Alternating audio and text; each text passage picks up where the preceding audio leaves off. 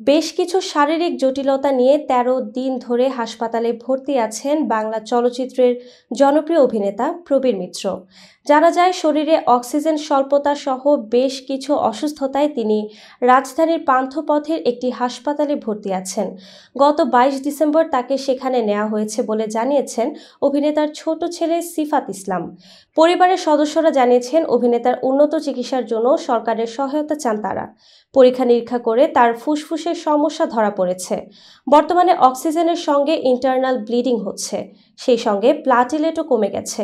প্রসঙ্গত, ১৯৬৯ সালে প্রয়াত এইচ আকবরের জলছবি চলচ্চিত্রে অভিনয়ের জন্য প্রথম প্রবীর মিত্র ক্যামেরার সামনে দাঁড়ান। চলচ্চিত্রটি মুক্তি পায় ১৯৭১ সালের ১ জানুয়ারি। ক্যারিয়ারের শুরুর দিকে প্রবীর মিত্র নায়ক হিসেবে কয়েকটি চলচ্চিত্রে অভিনয় করেছেন। এরপর চরিত্রাভিনেতা হিসেবে কাজ করেও তিনি পেয়েছেন দর্শকপ্রিয়তা।